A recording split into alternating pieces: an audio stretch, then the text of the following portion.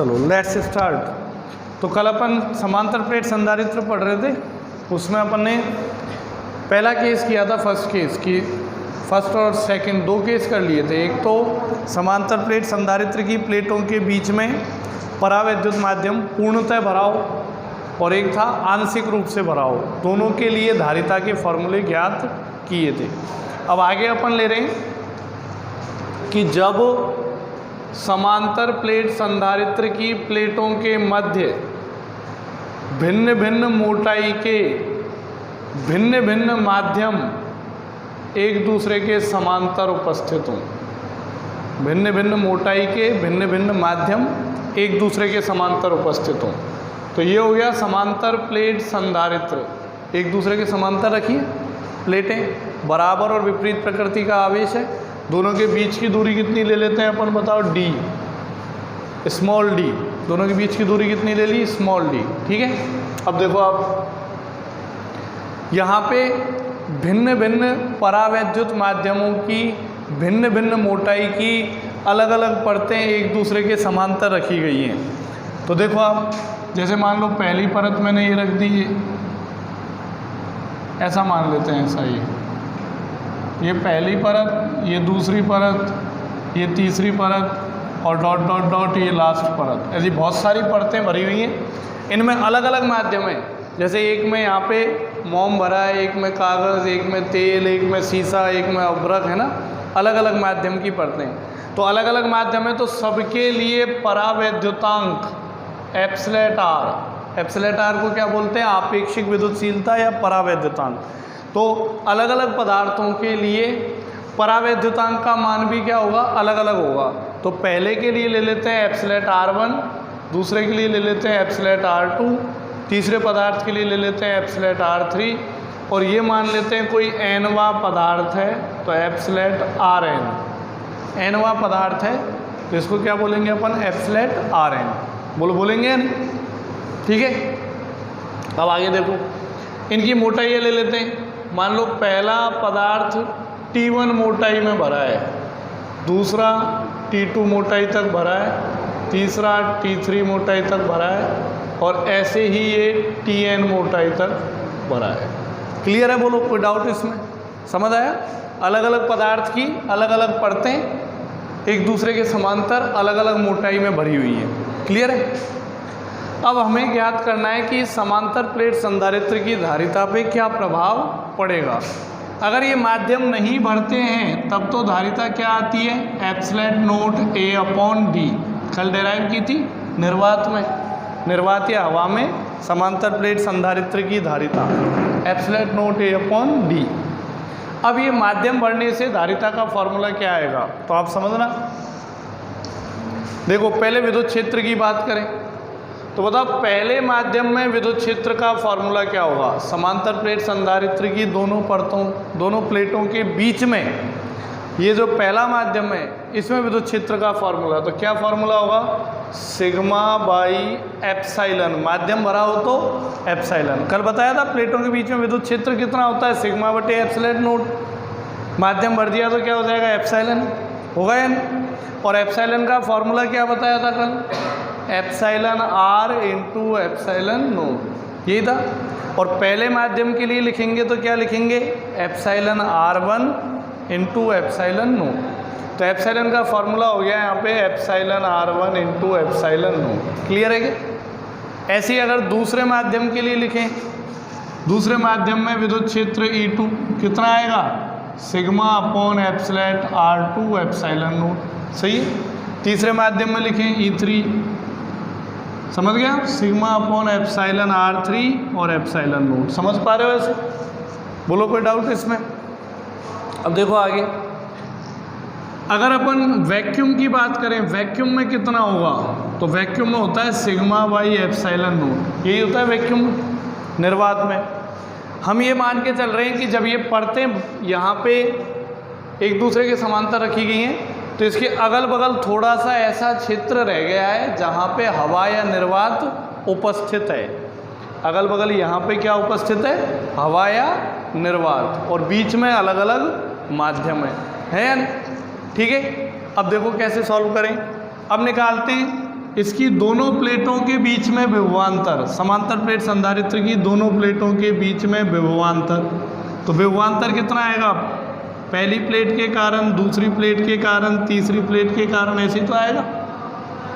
पहली प्लेट के कारण कितना विभवांतर है, दूसरी कारण कितना है, तीसरी कारण कितना है, सबको जोड़ दिया जाएगा। ठीक है, तो कैसे हल करेंगे? देखो, विभवांतर का फॉर्मूला क्या होता है? विद्युत क्षेत्र गुणा दूरी। कल बताया था V बराबर E इंटू डी, ये तो बताया था, विद्युत क्षेत्र गुणा दूरी।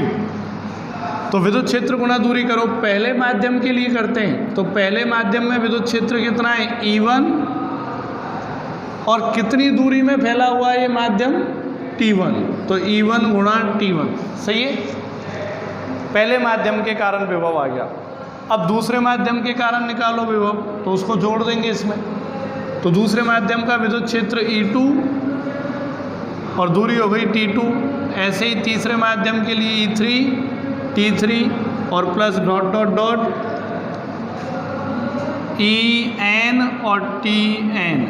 सही, nवें माध्यम के लिए EN और TN। इसके बाद भी, ये सब करने के बाद भी कुछ ये क्षेत्र बचा हुआ है जिसमें क्या है? निर्वात है, अगल बगल बचा हुआ ना थोड़ा सा, तो निर्वात के लिए भी लेंगे। तो निर्वात में विद्युत क्षेत्र कितना माना है अपन ने? EV। निर्वात में विद्युत क्षेत्र कितना माना है? EV। और कितनी दूरी में है ये निर्वात? निर्वात कितनी दूरी में पता लगाओ, तो कैसे पता लगाएं? दोनों प्लेटों के बीच की दूरी D है, जिसमें से T1, T2, T3, TN ये तो माध्यम है, तो इस दूरी में से इन सभी दूरियों को जोड़ के और इसमें से घटा दिया जाए, तो ये अगल बगल का बच जाएगा या नहीं? बताओ, समझ पा रहे हैं आप? जैसे 10 सेमी की दूरी है और ये 1 सेमी, 1 सेमी, 1 सेमी, 1 सेमी है, ये 8 बार है मान लो, तो अगल बगल कितना बचा? 10 माइनस 8, 2 सेमी। ऐसे तो करेंगे। तो बताओ निर्वात कितने क्षेत्र में, तो उसकी दूरी क्या हो जाएगी? कुल दूरी तो हो गई D, और D में से अपन घटा देते हैं क्या? T1 plus T2 plus T3 plus dot dot dot TN। Clear है क्या? बताओ, मैं फिर से रिपीट करता हूँ। विद्युत विभव निकालना है, फॉर्मूला क्या होगा? विद्युत क्षेत्र गुणा दूरी।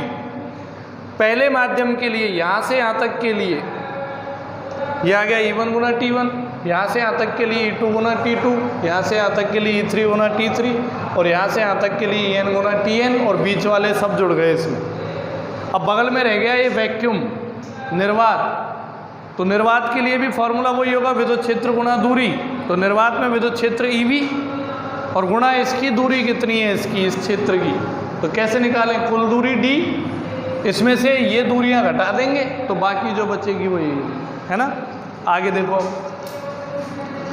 इनके मान रखो आप। E1 का मान सिग्मा बाई एप्सलेट R1, ये वाला epsilon naught T1, sigma by epsilon R2 epsilon naught T2, sigma by epsilon R3 epsilon naught T3, sigma by epsilon Rn epsilon naught TN, plus EV का मान रखेंगे सिग्मा बाई एप्सिलॉन नोट, और ये ऐसे रहेगा D minus T1 plus T2 plus TN रहेगा या नहीं? क्लियर है यहाँ तक? अब देखो आप ध्यान से, इसमें से कॉमन क्या आ रहा है? Sigma by epsilon note common है, तो V बराबर sigma by epsilon note common ले लिया, तो ये आपके पास बच गया T1 अपॉन एप्सिलॉन R1, यहाँ बच गया T2 upon epsilon R2, T3 upon epsilon R3 और Tn अपॉन एप्सिलॉन Rn। ठीक है, ये तो इधर बच गया ये, और इसमें से भी कॉमन ले लिया सिग्मा बाई एप्सिलॉन नोट, तो यहाँ क्या बच गया बताओ? यहाँ बच गया D minus T1 plus T2 plus T3 plus dot dot dot Tn। हो गया? अब बताओ सिग्मा की जगह क्या लिख सकते हैं अपन? सिग्मा की जगह Q अपॉन ए, सिग्मा क्या होता है? पृष्ठ आवेश घनत्व, सिग्मा बराबर एकांक पृष्ठ पर उपस्थित आवेश, एकांक क्षेत्रफल पर उपस्थित आवेश। तो Q अपॉन ए लिख देंगे सिग्मा की जगह, तो सिग्मा की जगह लिख दिया अपन ने Q अपॉन ए, सही है। सिग्मा की जगह क्या लिख दिया? Q अपॉन ए। हमें क्या ज्ञात करना है? धारिता, धारिता ज्ञात करनी है। तो धारिता का फॉर्मूला क्या आएगा? तो धारिता का फॉर्मूला होता है Q अपॉन वी। क्या होता है बताओ? Q upon V. तो या तो यहाँ से बना लो Q अपॉन वी, या फिर V का मान रख दो यहाँ, बात एक ही है। या तो Q के नीचे V को ले आओ, इनको इधर भेज दो, तो Q अपॉन V बन जाएगा, बन जाएगा। नहीं बनाओ तो V का मान ये रहा, V का मान रख दें यहाँ। तो V का मान जब आप यहाँ रखोगे इसके नीचे, तो Q से Q कैंसिल हो जाएगा, आप देखना। तो V का मान यदि यहाँ रखोगे आप तो Q ऊपर एक बचेगा, कैंसिल हो गया Q से Q। ये नीचे क्या बचेगा? 1/एप्सिलॉन नोट, ए एप्सिलॉन नोट, और ये जो ब्रैकेट में जो भी है ये कंप्लीट यहाँ बचेगा, बचेगा ही नहीं। अब ये वाला तो पलट के ऊपर आ जाएगा, एप्सिलॉन नोट ए। तो धारिता कितनी आ गई? ऊपर तो आ गया एप्सिलॉन नोट ए, और नीचे क्या आ गया आपके पास? ये T1 upon epsilon R1, T2 upon epsilon R2, और plus dot dot dot Tn upon epsilon Rn। समझ पा रहे हो? Minus plus D minus T1 plus T2 plus Tn dot dot dot Tn। समझ पाए क्या आप? ये बताओ, बोलो, समझ में आया? इस V का मान यहाँ नीचे रखा, Q से Q कैंसिल, ये पलट के ऊपर आ गया, और ये पूरा की पूरा जो भी था ये नीचे रह गया, रहा या नहीं? तो फिर जब भिन्न भिन्न मोटाई की भिन्न भिन्न परावैद्युत माध्यमों की अलग अलग प्लेटें एक दूसरे के समांतर, दो समांतर प्लेट संधारित्र की दो प्लेटों के बीच में उपस्थित हों, तब समांतर प्लेट संधारित्र की धारिता का फॉर्मूला ये होगा। अगर मान लें कि ये अलग अलग माध्यम भरे गए हैं, इस तरह से भरे गए हैं कि निर्वात उपस्थित नहीं है, इस तरह से भरे गए हैं कि निर्वात उपस्थित नहीं है, ऐसा मान लें थोड़ी देर के लिए। तो हम ये कह रहे हैं कि बिल्कुल प्लेटों के बीच में भरे गए हैं लेकिन निर्वात उपस्थित नहीं है, मतलब ये प्लेट बिल्कुल यहीं पे है, ये है ना, समझ पा रहे हो? और इधर से यहाँ भी निर्वात उपस्थित नहीं है, ये भी प्लेट बिल्कुल यहीं पे है या नहीं? तो निर्वात उपस्थित नहीं है, तो इसका मतलब क्या चेंज आने वाला है इस फॉर्मूले में? इस फॉर्मूले में ये चेंज आने वाला है कि T1 plus T2 plus T3 plus dot dot dot Tn सबको जोड़ें तो वो किसके बराबर हो जाएगा? D के बराबर हो जाएगा क्या? कुल दूरी कितनी है इसमें बताओ? D, और इन सबको जोड़ दिया जाए तो किसके बराबर हो जाएगा? D के बराबर। तो अगर ये D के बराबर हो गया तो ये जो फॉर्मूला है इसमें इसकी जगह T1 plus T2 plus Tn, इसकी जगह क्या लिख सकते हैं बताओ? D, और D माइनस D कितना हो गया? 0। तो फिर ये जो पद है ये हट जाएगा और फॉर्मूला कितना रह जाएगा? इतना ही रह जाएगा, नहीं? समझ में आया? तो अगर निर्वात उपस्थित नहीं है तब ये फॉर्मूला इतना ही रह जाएगा। तो ये था तीसरा केस, समांतर प्लेट संधारित्र की प्लेटों के बीच में जब भिन्न भिन्न माध्यम उपस्थित हों, तब ये तीसरा केस था अपने पास। अब एक चौथा केस लेते हैं, फोर्थ। तो जो चौथा केस मैं लेने जा रहा हूँ ये थोड़ा सा अटपटा है। चौथा केस जो मैं लेने जा रहा हूँ अटपटा है, समझने के लिए बहुत ज़्यादा कंसंट्रेशन की आवश्यकता पड़ेगी, बहुत ज़्यादा दिमाग लगाना पड़ेगा, तो कंसंट्रेशन से समझना आपको। ये तो आसान थे, मैथमेटिकली थे, जल्दी समझ में आ गए। चौथे में थोड़ा आपको सोचना पड़ेगा, दिमाग लगाना पड़ेगा,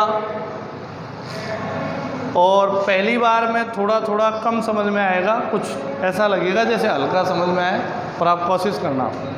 तो चौथा केस में ले रहा हूँ परावैद्युत माध्यम का प्रभाव, परावैद्युत माध्यम का प्रभाव, मतलब जब समांतर प्लेट संधारित्र की प्लेटों के बीच में परावैद्युत माध्यम भर दिया जाए तो उसका प्रभाव क्या पड़ेगा। ठीक है, तो परावैद्युत माध्यम के बारे में समझें। पहला लेक्चर देखना आप, पूरा पहली क्लास किस पे आधारित है? परावैद्युत माध्यम पे। तो परावैद्युत माध्यम क्या होते हैं? दो तरीके के होते हैं, ध्रुवीय और अध्रुवीय होते हैं नहीं। ठीक है, तो क्या होता है, जैसे आपके पास अणु है O2, O2 में कितने परमाणु हैं? 2 होते हैं नहीं, 2 परमाणु हैं। और ये परमाणु का आकार कैसा माना गया है? गोलाकार। परमाणु का आकार कैसा माना गया? गोलाकार। जैसे H2 है, N2 है, समझ रहे हो आप? तो परमाणु का आकार गोलाकार है। अब H के 2 परमाणु हैं, 2 परमाणुओं को मिला के एक अणु बनाए, तो दोनों परमाणु एक दूसरे के ऊपर ओवरलैप करते हैं, ओवरलैपिंग होती है इनकी, है ना, अध्यारोपित होते हैं। तो कहने का मतलब जब इस प्रकार के अणु बनते हैं तो H2 को ऐसे लिख सकते हैं थोड़ी देर के लिए समझने के लिए कि H और H, इसको ब्रेक करें तो H प्लस H माइनस। हालांकि ऐसा होता नहीं, केमिस्ट्री में आप पढ़ोगे मुक्त मूलकों के रूप में टूटता है H, लेकिन समझने के लिए ये मान लेते हैं, है ना। या इसको छोड़ो, ऐसे मान लो NaCl होगा तो बीच में से तोड़ेंगे तो क्या आएगा? Na plus Cl। तो कोई भी अणु बनेगा तो उस अणु में क्या होगा? एक धनायन होगा और एक ऋणायन होगा, या नहीं? एक तो धनावेश होगा और एक ऋणावेश। अब क्या होगा कि ऐसे अणु जिनमें धनावेश और ऋणावेश के केंद्रों के बीच की दूरी शून्य हो, धनावेश और ऋणावेशों के केंद्रों के बीच की दूरी शून्य हो, मतलब उनका केंद्र एक दूसरे पे संपाती हो, तो ऐसे अणुओं से मिलकर बना पदार्थ क्या कहलाता है? अध्रुवीय परावैद्युत माध्यम। समझ रहे हो? ऐसा पदार्थ जिसके अणु या परमाणुओं में धनावेश और ऋणावेश के बीच में, ऋणावेश और ऋणावेश के केंद्रों के बीच में दूरी क्या हो? शून्य। जैसे मैं कह रहा हूँ कि H2, तो इसमें H के 2 परमाणु हैं, ब्रेक करें, एक धनावेश एक ऋणावेश, तो दोनों परमाणु गोलाकार होंगे और उनके केंद्र एक दूसरे पे संपाती होंगे, एक दूसरे पे रखे होंगे। मतलब यहीं पे धनावेश उपस्थित है और यहीं पे ऋणावेश उपस्थित है। केंद्र संपाती है, केंद्रों के बीच की दूरी शून्य हो गई। तो केंद्रों के बीच की दूरी अगर शून्य हो गई तो आपने द्विध्रुव आघूर्ण पढ़ा है, द्विध्रुव आघूर्ण पहले चैप्टर में, P बराबर Q गुणा 2a। जैसे एक धनावेश है और एक ऋणावेश है, 2 समान परिमाण के आवेश हैं, विपरीत प्रकृति के आवेश हैं, एक दूसरे से अल्प दूरी 2a पर स्थित हैं, तो इनका द्विध्रुव आघूर्ण क्या होता है? दोनों में से किसी एक आवेश का परिमाण और गुणा उनके बीच की दूरी। लेकिन मैं यहाँ कह रहा हूँ कि दोनों के केंद्र संपाती हैं, तो केंद्रों के बीच की दूरी क्या हो गई? शून्य। तो केंद्रों के बीच की दूरी शून्य है तो द्विध्रुव आघूर्ण भी क्या हो गया? बताओ, शून्य। क्लियर है? तो ये अध्रुवीय परावैद्युत माध्यम होते हैं।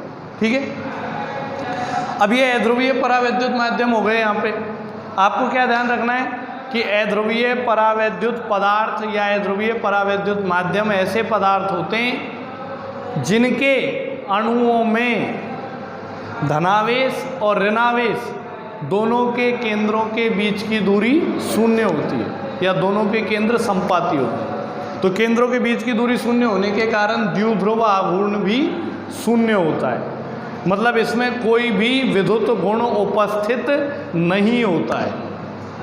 कुछ चालक होते हैं, कोई भी विद्युत गुण नहीं दर्शाते हैं। ठीक है, लेकिन क्या होता है कि जब इनको विद्युत क्षेत्र में रख दिया जाता है, जब इनको कहाँ रख देते हैं अपन? विद्युत क्षेत्र में। कोई बाह्य विद्युत क्षेत्र में रख दे। मान लें कि यहाँ मैंने विद्युत क्षेत्र अप्लाई किया, एक धनावेशित प्लेट यहाँ रखी और एक ऋणावेशित प्लेट यहाँ रखी, रख दी, तो विद्युत क्षेत्र की दिशा क्या होती है? धनावेश से ऋणावेश की ओर, धनावेश से ये विद्युत क्षेत्र की दिशा होगी या नहीं? तो जैसे ही विद्युत क्षेत्र रखा या विद्युत क्षेत्र में इसको रखा अध्रुवीय परावैद्युत माध्यम को, तो ये धनावेश क्या करेगा? इस ऋणावेश को अपनी ओर आकर्षित करेगा और ये ऋणावेश क्या करेगा? इस धनावेश को अपनी ओर आकर्षित करेगा। क्लियर है? तो आकर्षण बल लगने के कारण इसकी आकृति थोड़ी देर बाद कुछ ऐसी हो जाएगी, डंबलाकार, माइनस प्लस। समझ में आया क्यों? इस धनावेश ने इस ऋणावेश को इधर खींचा और इस ऋणावेश ने इस धनावेश को इधर खींचा, और जब बैलेंसिंग कंडीशन में आए, साम्यावस्था में आए, तब आकृति ये हो गई। अब आप देख पा रहे हो, पहले तो यहाँ पे धनावेश और ऋणावेश के केंद्रों के बीच की दूरी क्या थी? 0। लेकिन अब बाह्य विद्युत क्षेत्र आरोपित करने से यहाँ पे केंद्रों के बीच में कुछ दूरी उत्पन्न हो गई, हुई या नहीं? दोनों के केंद्र क्या हो गए? अलग अलग, ऋणावेश और धनावेश। तो दोनों के केंद्रों के बीच में कुछ दूरी उत्पन्न हो गई। इसका मतलब द्विध्रुव आघूर्ण उत्पन्न हो गया। द्विध्रुव आघूर्ण का फॉर्मूला बताया, Q × 2a। पहले ये दूरी कितनी थी? 0। अब कुछ ना कुछ दूरी उत्पन्न हो गई तो द्विध्रुव आघूर्ण उत्पन्न हो गया, और द्विध्रुव आघूर्ण उत्पन्न हो गया तो इसका मतलब वो वैद्युत गुण दर्शाएगा। मतलब अब ये पदार्थ भी विद्युत क्षेत्र उत्पन्न करेगा। जब तक इसका द्विध्रुव आघूर्ण 0 है तब तक ये पदार्थ विद्युत क्षेत्र उत्पन्न नहीं कर सकता। लेकिन जैसे ही बाह्य विद्युत क्षेत्र में रखा तो यहाँ पे दूरी उत्पन्न हो गई, द्विध्रुव आघूर्ण उत्पन्न हो गया। तो द्विध्रुव आघूर्ण उत्पन्न होने के कारण अब ये भी अपना विद्युत क्षेत्र उत्पन्न करेगा। क्लियर है? तो ये थे अध्रुवीय परावैद्युत माध्यम। इन्हीं को लेते हुए अगला केस अपन पढ़ने जा रहे हैं, तो इनको समझना आप ध्यान से। देखना आप, थोड़ा सा अटपटा है ये केस, कोशिश करना, समझ नहीं आया तो आप लास्ट में मुझसे पूछ लेना, है ना। ये समांतर प्लेट संधारित्र लिया अपन ने, है ना। ये समांतर प्लेट संधारित्र है, इस पे धनावेश ले लिया हमने और यहाँ पे ऋणावेश ले लिया, ठीक है। बीच में हमने कोई परावैद्युत माध्यम भर दिया। जैसा कि मैंने अध्रुवीय समझाया है तो अध्रुवीय वाला ही भर देते हैं। तो बीच में मैंने कोई परावैद्युत माध्यम भर दिया, अध्रुवीय परावैद्युत माध्यम। तो अध्रुवीय परावैद्युत माध्यम में क्या होगा? जितने भी अणु या परमाणु होंगे उन सब के धनावेश और ऋणावेश के केंद्र जो हैं वो क्या रहेंगे बताओ? संपाती रहेंगे। क्लियर है क्या? बताओ। जैसे अपन यहाँ भरें तो इनके धनावेश और ऋणावेश के केंद्र संपाती रहेंगे। प्रत्येक अणु का द्विध्रुव आघूर्ण 0 होगा तो पूरे पदार्थ का भी द्विध्रुव आघूर्ण 0 होगा। क्लियर है? कोई डाउट? ओके। मान लेते हैं कि ये जो पदार्थ है, इस पदार्थ का परावैद्युत पदार्थ है, तो इस पदार्थ का परावैद्युतांक कितना है? Epsilon R. कोई ना कोई परावैद्युतांक होगा, तो ये कितना मान लेते हैं? Epsilon R. अब आप मुझे बताओ, आपने पहला केस पढ़ा था समांतर प्लेट संधारित्र में। पहला केस क्या था कि जब समांतर प्लेट संधारित्र की प्लेटों के बीच में कोई परावैद्युत माध्यम पूर्णतः भरा हो जिसका परावैद्युतांक एप्सिलॉन आर है, तो धारिता पे क्या प्रभाव पड़ेगा? तो उस पहले केस में बताया था मैंने ऐसे CM माध्यम करके, क्या बताया था कि निर्वात में तो फॉर्मूला होता है एप्सिलॉन नोट A/d, और माध्यम में रखते ही फॉर्मूला क्या हो गया था? Epsilon R epsilon naught A/d। बोलो था क्या? समझ आ रहा है क्या? निर्वात में तो होगा एप्सिलॉन नोट A/d, और कोई माध्यम पूर्णतः भर दें तो एप्सिलॉन नोट की जगह क्या आ जाएगा? एप्सिलॉन आ जाएगा। एप्सिलॉन नोट की जगह क्या आ जाएगा? एप्सिलॉन। और एप्सिलॉन का फॉर्मूला क्या होता है? एप्सिलॉन आर इंटू, बोलो यही था। तो उस पहले केस के हिसाब से अगर डायरेक्ट कैलकुलेट करें तो धारिता का फॉर्मूला क्या आएगा? ये आएगा। अगर विद्युत क्षेत्र के फॉर्मूले की बात करें तो विद्युत क्षेत्र का निर्वात में फॉर्मूला होता है σ/ε नोट, लेकिन माध्यम में कितना, क्या फॉर्मूला आएगा? σ/ε या फिर σ/ε नोट। बोलो ये आएगा यार? क्लियर? तो ये तो मैं मिटा देता हूँ और केवल इस पे ध्यान देंगे अपन। ये इसको नाम दे दिया मैंने EM। इसका मतलब समझे आप क्या है? इसका मतलब ये है कि जब समांतर प्लेट संधारित्र की प्लेटों के बीच में कोई परावैद्युत माध्यम पूर्णतः भर दिया जाए तो भरने के बाद प्लेटों के बीच में जो विद्युत क्षेत्र होगा वो कितना हो जाएगा? इतना हो जाएगा। बोलो अब मुझे बताओ, निर्वात में विद्युत क्षेत्र कितना है, EV। निर्वात में होता है सिग्मा बाई एप्सिलॉन नॉट, होता है ना। अब समझना, जब तक ये माध्यम नहीं भरा है हमने, जब तक ये माध्यम यहाँ पे नहीं भरा है, तब तक प्लेटों के बीच में विद्युत क्षेत्र कितना है, सिग्मा अपॉन एप्सिलॉन नॉट, क्योंकि तब तक वहाँ क्या है, निर्वात है या नहीं, बोलो। और जैसे ही ये माध्यम भर दिया जाए, तो माध्यम भरते ही प्लेटों के बीच में विद्युत क्षेत्र परिवर्तित होगा, और परिवर्तित होकर कितना हो जाएगा, sigma upon epsilon R epsilon naught. बोलो क्लियर है यहाँ तक, क्लियर हुआ ये? तो ये अपना क्लियर हो गया ठीक से। अब बात करते हैं, थोड़ा गहराई से समझेंगे कि अब क्या प्रक्रिया होने वाली है, प्रोसेस क्या होगा कि ये परिवर्तित हुआ और परिवर्तित होकर इतना हो गया, लेकिन कैसे परिवर्तित हुआ, क्यों ये कम हुआ, इसमें एक राशि का और भाग लग गया, पहले तो एप्सिलॉन नॉट का भाग था, अब इसका और लग गया, तो इसका मान और कम हो गया, तो ये कम क्यों हुआ, तो इसको थोड़ा गहराई से समझें आप। देखो कि जैसे ही ये आपके पास समांतर प्लेट संधारित्र है, प्लस सिग्मा माइनस सिग्मा, और ये बीच की दूरी हो गई d। अब देखना, जैसे ही परावैद्युत माध्यम यहाँ रखा जाएगा, तो आप देखना ये समांतर प्लेट संधारित्र है, इसके बीच में निर्वात में विद्युत क्षेत्र होगा सिग्मा अपॉन एप्सिलॉन नॉट। बोलो होगा या नहीं, पहले विद्युत क्षेत्र ही होगा। अब विद्युत क्षेत्र यहाँ उपस्थित है, और इसकी दिशा क्या होगी बताओ, धनावेश से ऋणावेश की ओर। अब जैसे ही हम माध्यम रख दें, परावैद्युत माध्यम रख दें, तो अभी अभी मैंने समझाया था कि जब परावैद्युत माध्यम को विद्युत क्षेत्र में रखा जाए, यहाँ पहला वाला जो विद्युत क्षेत्र है ना, ये इसकी दिशा कैसे, धनावेश से ऋणावेश की ओर, वैक्यूम। बोलो है या नहीं? अब जैसे ही माध्यम रख दिया जाए, तो जब किसी परावैद्युत माध्यम को बाह्य विद्युत क्षेत्र में रखते हैं, तो उसके धनावेश और ऋणावेशों पर बल लगेंगे। ये धनावेशित प्लेट जो है, इसमें उपस्थित सभी ऋणावेशों को अपनी ओर आकर्षित करेगी, और ये ऋणावेशित प्लेट जो है, इसमें उपस्थित सभी धनावेशों को अपनी ओर आकर्षित करेगी।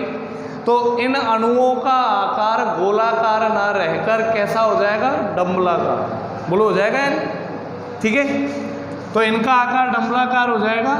तो जैसे ही इस विद्युत क्षेत्र में रखा, तो परावैद्युत माध्यम के अणुओं के आकार में परिवर्तन आएगा, ऐसा हो जाएगा। ये समझने के लिए कुछ एक मान लो,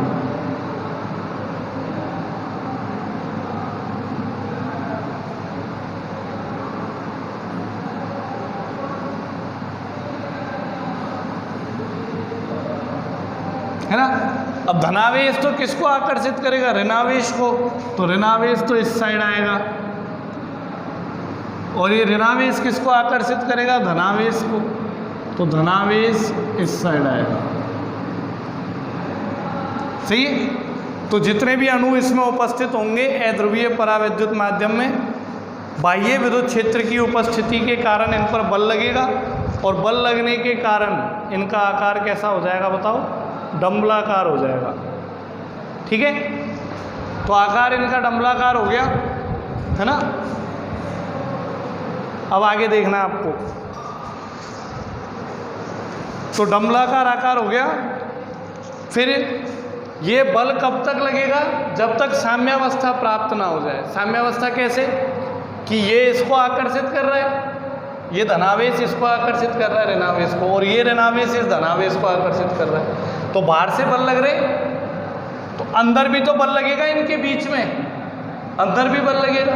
और जब दोनों बलों का मान क्या हो जाए, बराबर और विपरीत, बाहर से लगने वाले बल और अंदर लगने वाले बल, दोनों बलों का मान बराबर और विपरीत हो जाए, तो उस अवस्था को क्या बोलेंगे, साम्यावस्था। बराबर और विपरीत हो गए, उसके बाद आकार में कोई परिवर्तन नहीं आएगा। क्लियर है।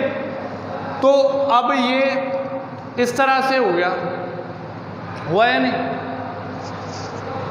तो अब क्या होने वाला है कि आप देखो, अब इस सीट में देखो, ये जो सीट है परावैद्युत माध्यम की सीट, इसको भूल जाओ अगल बगल।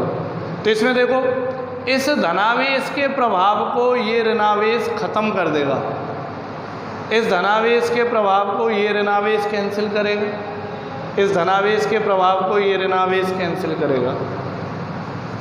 अब चाहे बीच में कितने भी अणु हो तो सबका ऐसे सीक्वेंस बन जाएगा, plus minus plus minus plus minus, तो बीच वाले सबके प्रभाव क्या हो जाएंगे, कैंसिल हो जाएंगे। तो आप देख पाओगे कि इस शीट में इसके एक किनारे पर तो कैसा आवेश उपस्थित हो जाएगा, ऋणावेश, और दूसरे किनारे पर कैसा आवेश उपस्थित हो जाएगा, धनावेश। बीच वाले तो एक दूसरे के प्रभाव को कैंसिल कर देंगे, लेकिन इनका प्रभाव कैंसिल नहीं होगा। केवल इस शीट में बात कर रहे हैं, बाहर नहीं कर रहे हैं। बाहर तो अलग चीज़ है, ये समांतर प्लेट संधारित्र शीट में, ठीक है, क्योंकि शीट की बात कर रहे हैं। शीट में तो प्रत्येक परमाणु का एक दूसरे से आंतरिक कनेक्शन है, आंतरिक अंतराण्विक बलों के द्वारा, लेकिन जब बाहर वाली प्लेट है उससे कनेक्शन नहीं है अंतराण्विक वाला। तो केवल शीट की बात करें, इसको भूल जाओ। तो शीट की बात करें तो शीट में आप देखोगे कि यहाँ पे ऋणावेश आ जाएगा इस किनारे पे, और इस किनारे पे क्या आ जाएगा, धनावेश। बीच वाला प्रभाव कैंसिल। अब सोच के देखो, बीच वाला प्रभाव हो गया कैंसिल, बीच वाला प्रभाव कैंसिल, ये इधर ऋणावेश उपस्थित है, इधर धनावेश, तो ये भी तो दो प्लेट की तरह व्यवहार करेगा, ये भी दो समांतर प्लेटों की तरह व्यवहार करेगा या नहीं। तो यहाँ पे क्या हुआ, इसको ऐसे मान ले, थोड़ी पतली प्लेट मान लें इसको, कि ये जो परावैद्युत माध्यम है इसकी ये पतली प्लेट है, ये तो इसके इस किनारे पे तो ऋणावेश आ गया और इस पे धनावेश आ गया। ये अपने आप प्रेरित हुआ। जब विद्युत क्षेत्र में परावैद्युत माध्यम को रखा तो आकर्षण बल लगने के कारण अपने आप यहाँ आवेश प्रेरित हुआ। तो ये जो आवेश प्रेरित हुआ इसको प्रेरित आवेश बोलेंगे, और प्रेरित आवेश क्यों बोलेंगे, या आवेश घनत्व लिखना चाहें तो प्रेरित आवेश घनत्व सिग्मा बोलेंगे, और इसके साथ P लगा देंगे। P मतलब प्रेरित हुआ है ना। तो यहाँ पे जो आवेश प्रेरित हुआ ये हो गया माइनस सिग्मा P, और ये हो गया प्लस सिग्मा P। आप समझना, एक संधारित्र तो बाहर लगा हुआ है, इसका पृष्ठ आवेश घनत्व कितना है, प्लस सिग्मा और माइनस सिग्मा, है या नहीं। और एक ये परावैद्युत माध्यम के अंदर ही एक संधारित्र बन गया। परावैद्युत माध्यम किसकी तरह व्यवहार करने लग गया, बताओ, संधारित्र की तरह व्यवहार करने लग गया, क्योंकि उसके किनारों पर ऋणावेश और धनावेश उपस्थित हो गया, प्रेरित हो गया, नया प्रेरित हो गया। बोलो हुआ है ना, क्लियर है। अब मुझे बताओ, देखो मैंने बताया था कि ये जो बाहर की जो प्लेटें हैं इनके कारण यहाँ एक विद्युत क्षेत्र उत्पन्न हुआ था, कितना, EV। जब तक हमने माध्यम यहाँ नहीं रखा था तब तक कितना विद्युत क्षेत्र था, EV, वैक्यूम में विद्युत क्षेत्र। और जैसे ही ये माध्यम रख दिया तो ये भी संधारित्र की प्लेटों की तरह व्यवहार करने लगा, तो इनके कारण भी विद्युत क्षेत्र उत्पन्न होगा। तो इनके कारण विद्युत क्षेत्र कैसे उत्पन्न होगा, धनावेश से ऋणावेश की ओर। तो इधर एक विद्युत क्षेत्र उत्पन्न होगा, इसको नाम दे देते हैं E' होगा, और इसका मान कितना होगा बताओ। तो यहाँ देखो, बीच में तो सबका प्रभाव निरस्त हो गया, केवल ये दो प्लेटों की तरह व्यवहार कर रहा है, बीच में कोई माध्यम नहीं है अब, क्योंकि प्रभाव निरस्त होने का मतलब माध्यम खत्म। तो ये दो प्लेटों की तरह व्यवहार कर रहा है, तो वही फार्मूला लगा देंगे, समांतर प्लेट संधारित्र की प्लेटों के मध्य विद्युत क्षेत्र। तो प्लेटों के मध्य विद्युत क्षेत्र कितना आएगा, सिग्मा अपॉन एप्सिलॉन नॉट। लेकिन यहाँ सिग्मा कौन सा काम में लेंगे, सिग्मा P कौन सा काम में लेंगे बताओ, सही है ना। अंदर वाली जो प्लेटें हैं उन पे कितना आवेश प्रेरित हुआ है, सिग्मा P। तो फॉर्मूला तो वही रहेगा, सिग्मा अपॉन एप्सिलॉन नॉट। बाहर वाली प्लेटों के लिए तो सिग्मा अपॉन एप्सिलॉन नॉट, और अंदर जो माध्यम की प्लेटें हैं उनके कारण विद्युत क्षेत्र हो गया sigma P upon epsilon naught. बोलो हुआ है ना। अब देखो आप, अगर ये माध्यम नहीं भरा जाता तब इन प्लेटों के बीच में विद्युत क्षेत्र कितना था, EV। बोलो था या नहीं। अगर ये माध्यम नहीं भरा जाता तो प्लेटों के बीच में विद्युत क्षेत्र कितना था, EV। जब ये माध्यम भर दिया तो एक और विद्युत क्षेत्र उत्पन्न हो गया, E'। ये E' पहले वाले विद्युत क्षेत्र के विपरीत दिशा में हुआ। पहले वाला इधर है, प्लेटों के बीच में जो विद्युत क्षेत्र था वो इस दिशा में, और बाद में माध्यम भरने के बाद जो नया विद्युत क्षेत्र उत्पन्न हुआ वो विपरीत दिशा में। तो विपरीत दिशा में उत्पन्न हुआ है तो ये इसके मान में क्या करेगा, कमी। समान दिशा में तो जुड़ जाता है और विपरीत दिशा में घट जाते हैं, सदिश पढ़े ना हमने। तो अगर ये माध्यम नहीं भरे तब तो ये वाला विद्युत क्षेत्र है, और माध्यम भर दें तो ये ध्रुवण की प्रक्रिया होने के बाद एक और विद्युत क्षेत्र उत्पन्न हुआ जो इसके विपरीत दिशा में। तो विपरीत दिशा में तो ये इसके मान में कमी करेगा, ये इसमें से घट जाएगा। बोलो होगी या नहीं कमी? तो माध्यम भरने के बाद परिणामी विद्युत क्षेत्र, कुल विद्युत क्षेत्र कितना बचेगा? तो कुल कितना बचेगा कि पहले इधर इतना था, बाद में ये और उत्पन्न हो गया, तो कितना बचा? ये विपरीत दिशा में, तो दोनों को क्या कर दिया बताओ, घटा दिया, इतना बचा। तो अब प्लेटों के बीच में माध्यम भरने के बाद प्लेटों के बीच में कितना विद्युत क्षेत्र होना चाहिए? इतना।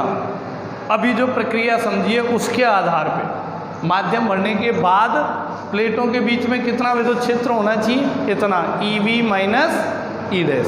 बोलो होना चाहिए या नहीं? क्लियर है? ओके।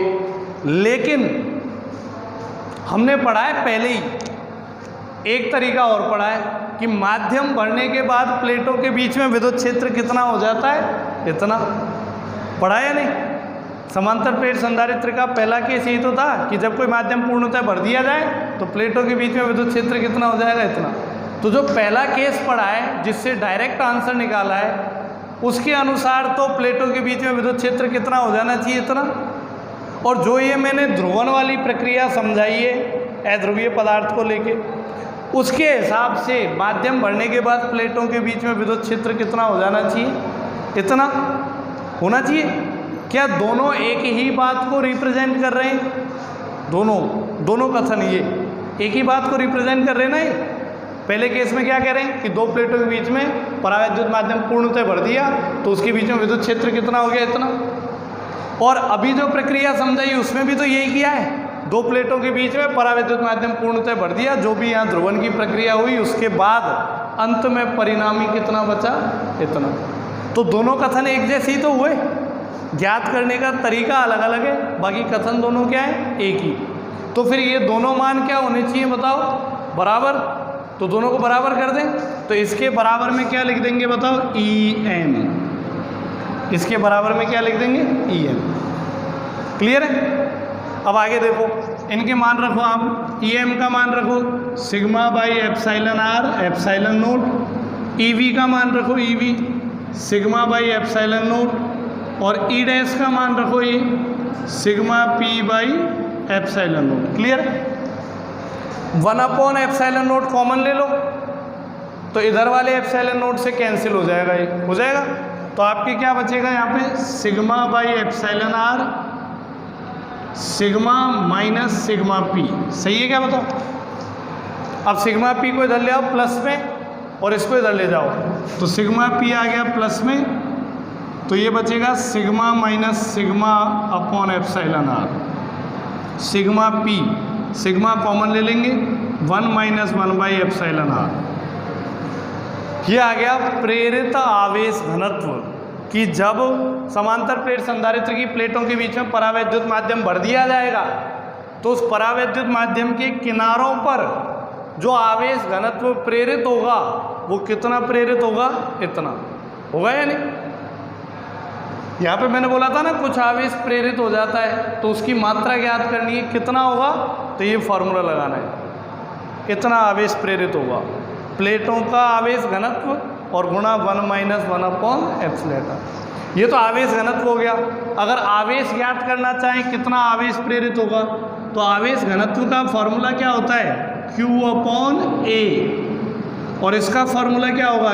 QP अपॉन A, और बराबर गुणा में 1 माइनस 1 बाई, एरिया सेम है, प्लेट का एरिया जितना रखा है उतना ही एरिया हमने परावैद्युत माध्यम का रखा है, क्योंकि पूर्णतः भरा है ना, तो पूर्णतः भरने के लिए एरिया बराबर आएगा। तो प्रेरित आवेश, कितना आवेश प्रेरित होगा? Q into 1 minus 1 upon epsilon R। ये प्रेरित होगा। समझ में आया? तो जब समांतर प्लेट संधारित्र की प्लेटों के बीच में परावैद्युत माध्यम भर दिया जाए तो उसका क्या प्रभाव पड़ता है कि परावैद्युत माध्यम भरने पर विद्युत क्षेत्र के मान में क्या आती है? कमी आती है। विद्युत क्षेत्र के मान में कमी आती है।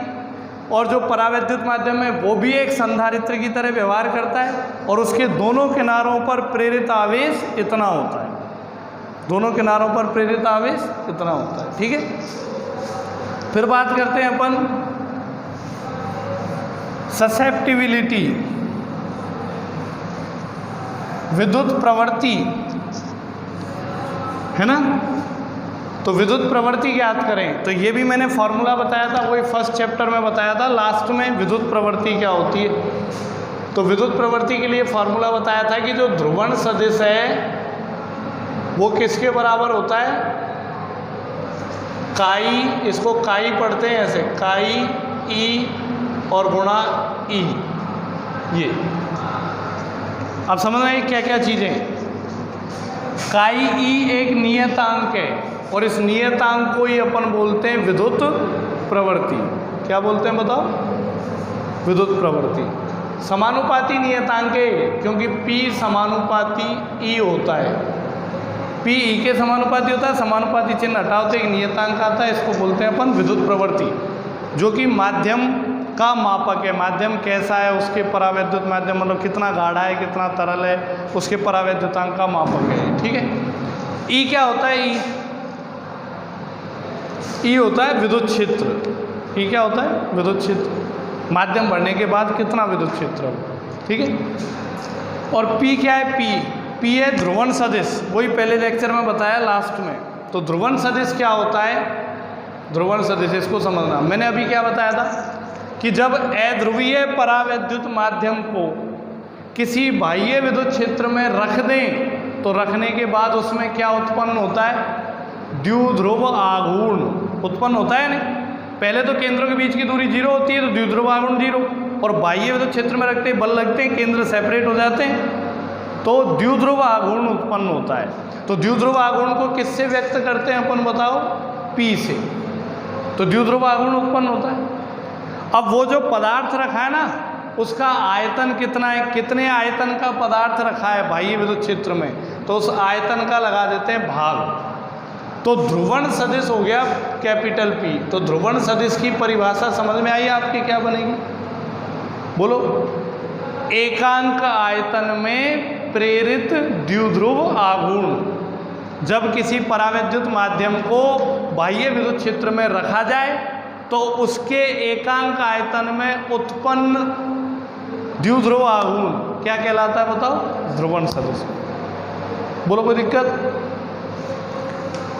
ये ध्रुवण सदिश कहलाता है। ये फॉर्मूला मैंने वहां बताया था। अब ध्रुवण सदिश जो है ना, अब एक चीज और समझना, ये ध्रुवण सदिश जो है ना, ये सिग्मा के बराबर होगा, सिग्मा P के, प्रेरित आवेश घनत्व के बराबर होगा।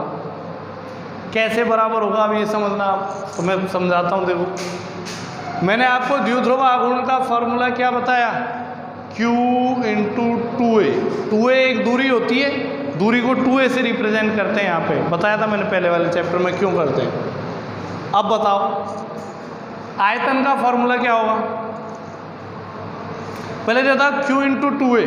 तो Q कौन सा लेंगे, आवेश कौन सा लेंगे, आवेश लेंगे यहाँ पे प्रेरित आवेश। कौन सा लेंगे, क्यों, क्योंकि ये द्विध्रुव आघूर्ण क्या हुआ है, प्रेरित हुआ है ना, बाह्य विद्युत क्षेत्र में रखने पर द्विध्रुव आघूर्ण प्रेरित हुआ। तो द्विध्रुव आघूर्ण किससे प्रेरित होता है, आवेश से। तो आवेश कौन सा लेंगे, जो आवेश यहाँ प्रेरित हुआ है, तो QP। और आयतन को क्या लिखते हैं, आयतन को लंबाई गुना चौड़ाई गुना ऊंचाई लिखते हैं क्या, आयतन लंबाई गुना चौड़ाई गुना ऊंचाई, इसको क्या बोल देते हैं, क्षेत्रफल। तो क्षेत्रफल गुणा ऊंचाई लिखते हैं। तो यहाँ पे लिख देता हूँ क्षेत्रफल, तो लिख देता हूँ A, और ऊंचाई कितनी हो जाएगी 2a। आप समझ पा रहे हो कैसे, देखो हमने जो माध्यम भरा है, जैसे ये माध्यम भरा है, यही तो भरा है अपन ने, ये इसके इधर तो क्या, इस किनारे पे तो ऋणावेश उत्पन्न हो गया था, और इस किनारे पे धनावेश हुआ था ना, यहाँ पे ये समांतर प्लेट संधारित्र। तो देखो सबसे पहले मान लेते हैं इसकी चौड़ाई कितनी है b, है ना, इसकी गहराई अंदर की तरफ, गहराई मान लेते हैं अपन इसकी अंदर की तरफ। समझ पा रहे हो ना आप, ये 3D बनेगा ना ऐसे यूं, तो ये वाली गहराई कितनी मान लेते हैं इसकी h, तो ये क्या हो जाएगी लंबाई हो जाएगी, बोलो कोई दिक्कत। और द्विध्रुव आघूर्ण कैसे निकालते हैं? द्विध्रुव आघूर्ण होता है आवेश गुणा उनके बीच की दूरी। जो धनावेश और ऋणावेश होते हैं ना, तो उनमें से किसी भी एक आवेश का परिमाण गुणा बीच की दूरी। तो ये धनावेश है, ये ऋणावेश है, तो इनके बीच की दूरी कितनी मानेंगे अपन? L की जगह क्या मानेंगे बताओ? 2a। बोलो मानेंगे? तो आप समझ में आ गया। आयतन क्या लिखेंगे? लंबाई गुणा चौड़ाई गुणा ऊंचाई, और L की जगह क्या लिखेंगे बताओ? 2a। तो गुणा चौड़ाई गुणा ऊंचाई, ये क्या बन जाएगा? क्षेत्रफल। तो क्षेत्रफल गुणा 2a। समझ में आया? मतलब एक दूरी तो यही वाली होगी, धनावेश और ऋणावेश के बीच की दूरी, ठीक है। तो इसको अपन लिख देंगे क्षेत्रफल गुणा 2a, क्षेत्रफल गुणा 2a। 2a से 2a कैंसिल, QP बटे a, इसको क्या बोलेंगे? आवेश, एकांक क्षेत्रफल पर उपस्थित आवेश, पृष्ठ आवेश घनत्व। कौन सा वाला? प्रेरित वाला। हुआ या नहीं? तो ध्रुवन सदिश किसके बराबर हो गया? प्रेरित पृष्ठ आवेश घनत्व के बराबर। तो यहाँ पे इस फॉर्मूले में लिखता हूँ, ये ध्रुवन सदिश प्रेरित पृष्ठ आवेश घनत्व के बराबर होगा। विद्युत प्रवृत्ति ऐसे ही रखेंगे काई ई। और विद्युत क्षेत्र कितना हो गया? माध्यम भरने के बाद विद्युत क्षेत्र कितना हो गया? तो दो तरीके से निकाला था, एक तो यहाँ निकाला था माइनस करके, और एक यहाँ डायरेक्ट ही पता था। तो मैं डायरेक्ट वाला ही लिख देता हूँ, बात तो वही है, ठीक है। कैसे भी ज्ञात करो, आंसर तो उतना ही आना है। तो मैं डायरेक्ट वाला लिख देता हूँ। तो डायरेक्ट वाला कितना आया था विद्युत क्षेत्र? Sigma upon epsilon R epsilon naught, यही था। माध्यम भरने के बाद यही तो आया था विद्युत क्षेत्र। सिग्मा पी का फॉर्मूला आया था, यहाँ लगाओ। सिग्मा पी का फॉर्मूला आया था sigma into 1 minus 1 upon epsilon R, और ये ऐसे हो जाएगा chi E sigma by epsilon R epsilon, ठीक है। सिग्मा कैंसिल, एलसीएम ले लो यहाँ।